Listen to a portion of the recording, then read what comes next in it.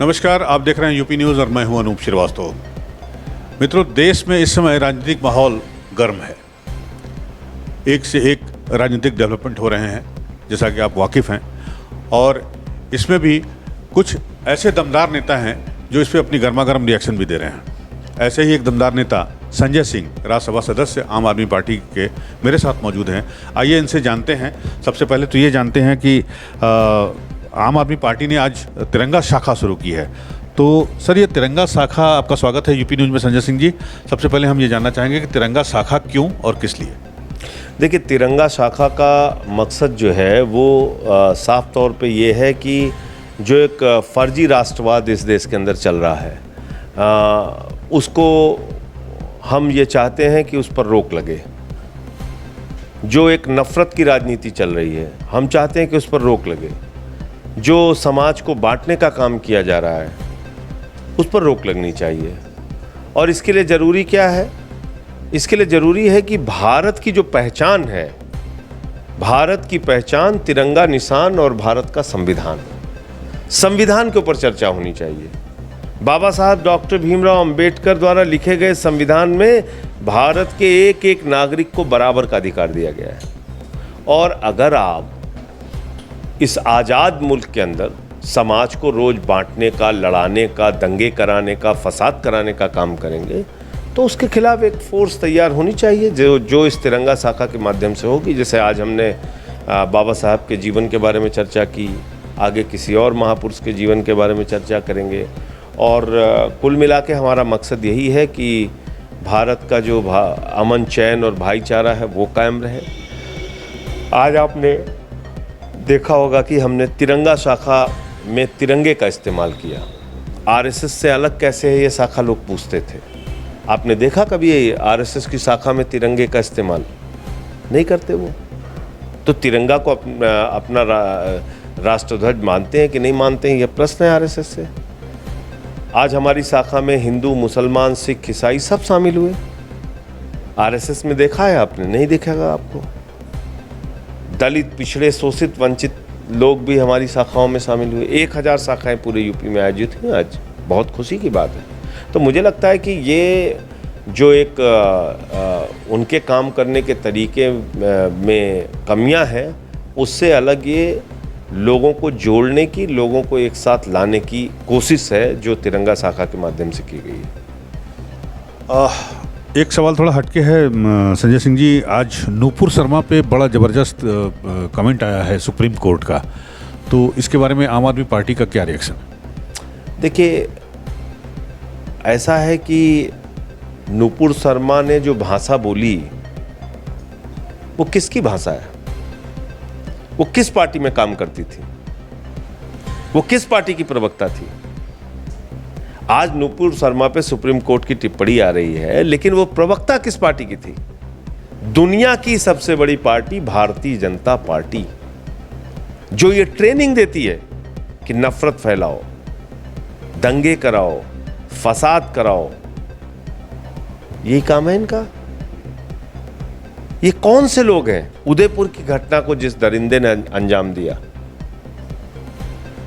क्या ऐसे लोगों को सभ्य समाज में स्वीकार किया जा सकता है? कोई मान्यता इनको दी, इनकी सोच और इनके विचारों को दी जा सकती है? तो ये बड़ा प्रश्न है। तो मुझे लगता है कि सुप्रीम कोर्ट की टिप्पणी सिर्फ नूपुर शर्मा के ऊपर नहीं, पूरी की पूरी भारतीय जनता पार्टी के ऊपर एक जोरदार तमाचा है। तो आपको लगता है कि भारतीय जनता पार्टी को रिग्रेट करना चाहिए? बिल्कुल करना चाहिए, क्यों नहीं करना चाहिए? उन्हीं की पार्टी की प्रवक्ता थी और उसने बयान दिया और अब रुक भी नहीं रहा है। ऐसा नहीं कि इनमें कोई परिवर्तन आ गया है, अभी भी उस तरह की बयानबाजी आती रहती है। संजय सिंह जी, ये बताइए कि जो महाराष्ट्र में डेवलपमेंट हुआ, पॉलिटिकल डेवलपमेंट हुआ, आपने देखा उसको किस तरह से लास्ट मोमेंट पे उनका सीएम बदल गया, तो इसको जो है आप किस तरह से देखते हैं? देखिए, महाराष्ट्र का तो बड़ा एक जैसे है ना कि मतलब हॉरर फिल्म में कॉमेडी हो गया। पहले किडनैपिंग गैंग ने विधायकों की किडनैपिंग की, फिर उसको गुवाहाटी ले गए, सूरत ले गए, गोवा ले गए, जहाज पे जहाज चल रहा था, चारों तरफ चर्चा थी। 2 दिन पहले वीडियो बन गया कि फडणवीस जी आ रहे हैं, भाजपा वाले लड्डू बांटने लगे। अब देखिए, घोड़ी भी तैयार थी और बाराती भी नाच रहे थे। दूल्हा पहले से तैयार था, दूल्हा तैयार था। पता चला एक नाथ जी आए, उन्होंने जोर से लात मारी, धक्का देके किनारे किया, घोड़ी पे खुद बैठ गए और लेके चलने लगे। तब तक अंकल लोगों ने फोन किया दूल्हे को कि बेटा आप सहवाला बन जाओ, तो सहवाला बन गए। ये है भारतीय राजनीति और भारतीय लोकतंत्र का मजाक और माखौल। जो आदमी 2 बार मुख्यमंत्री की शपथ ले चुका हो, महाराष्ट्र के अंदर 5 साल मुख्यमंत्री रहा हो, और वो सहवाला बन के घूम रहा है। सत्ता के लिए ऐसी लोलुपता, इस प्रकार के काम।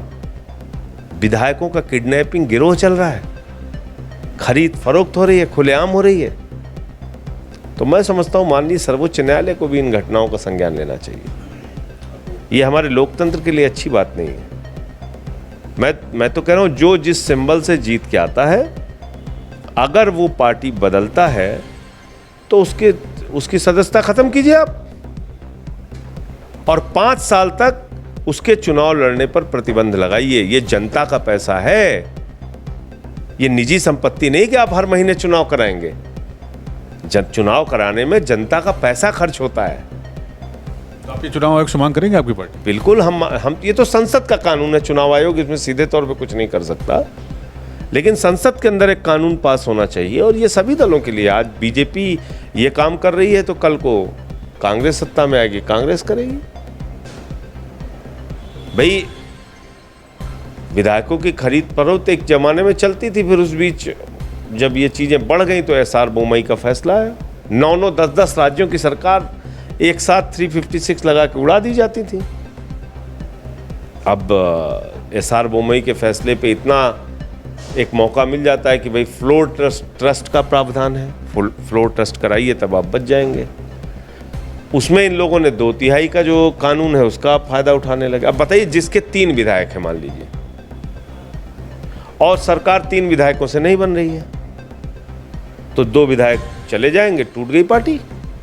मतलब आप एक पार्टी के सिंबल से चुनाव लड़े और उस पार्टी से मान लीजिए 3 विधायक, उत्तर प्रदेश का एग्जांपल ले लीजिए, मान लीजिए ओम प्रकाश राजभर की पार्टी है, वो पूरे प्रदेश भर में चुनाव लड़े, मेहनत करे, परिश्रम करे, अपना सिंबल दें, और 2 विधायक उनके, 3 विधायक उनके जीत के आ जाए, तो 2 को आप तोड़ लीजिए तो उनकी पार्टी तो खत्म।